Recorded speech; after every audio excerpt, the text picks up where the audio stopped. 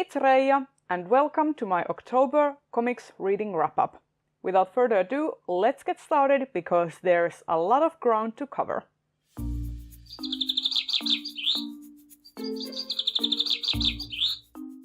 In October I was in a huge manga kick. I was rereading stuff for my manga recommendations video, which I did for Halloween. And I also had a lot of stuff loaned out from the library, so I had to read those.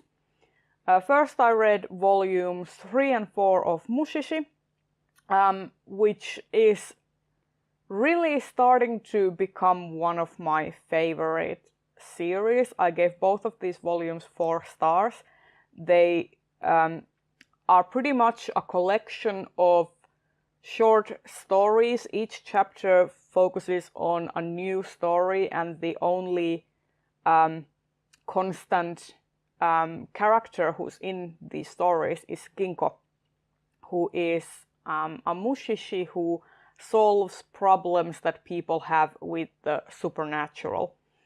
And I just love these stories. They are so creepy, but at the same time they are so wholesome, and they are about humanity and people's struggles with their daily lives and other people and relationships.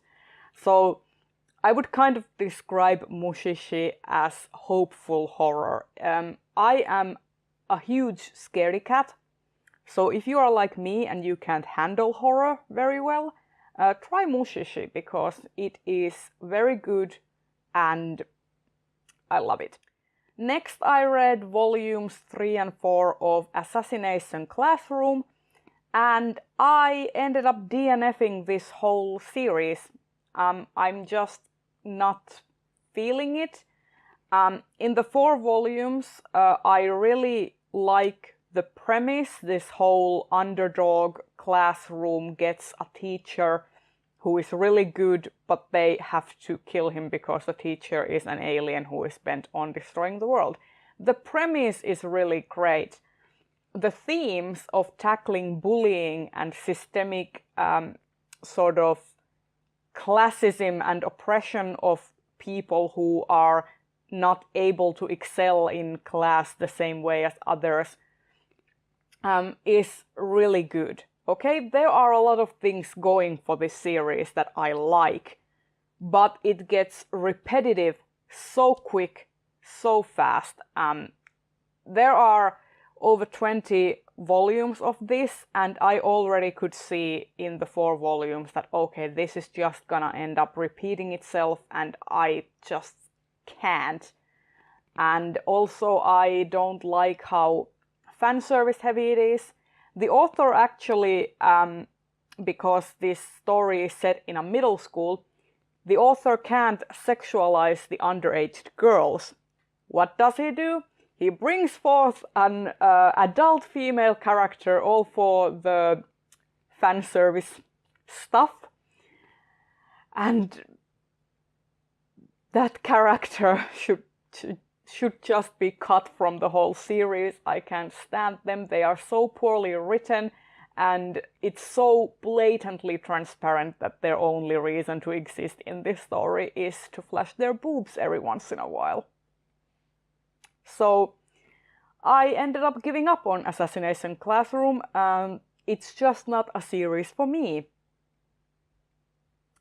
It's not a series for me. Let's leave it at that. Then I read the 5th volume of The Promised Neverland, which is a series for me. I love this series so much. Whereas Assassination Classroom is a very traditional shonen title, The Promised Neverland, which is published in the same magazine as Assassination Classroom, really takes strides at dismantling pretty much all of the tropes that are prevalent in major shonen series. First of all, it has a female main protagonist.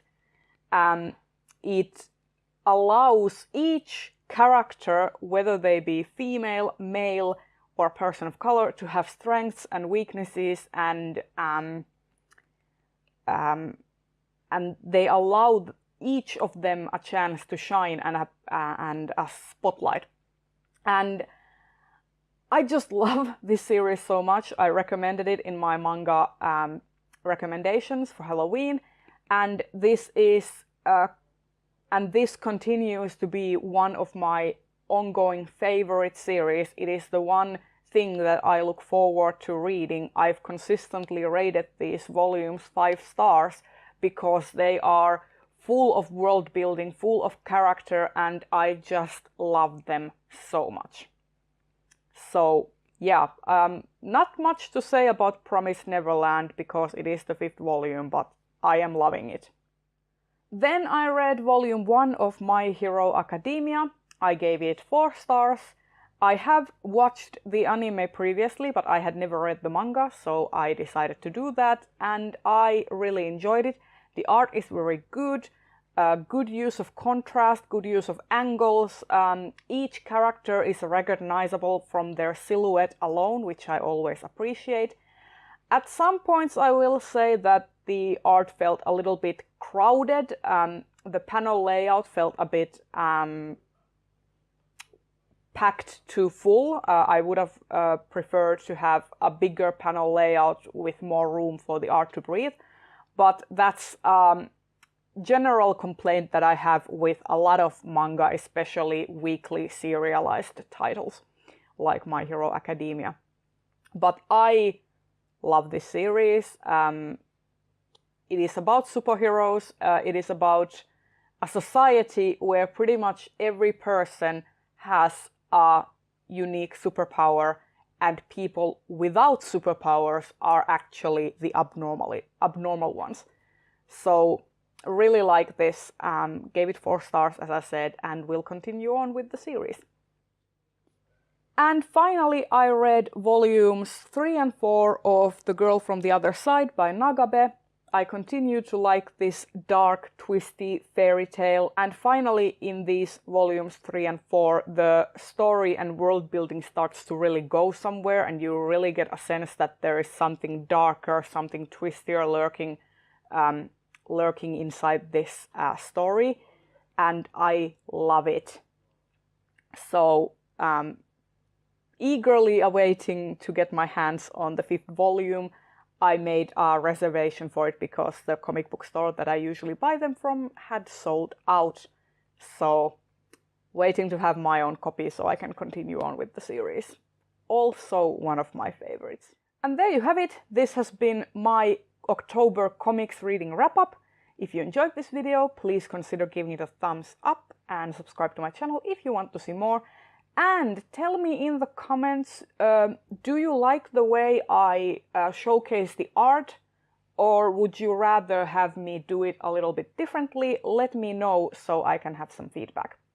Thank you so much for watching, and I will see you in the next video. Bye bye!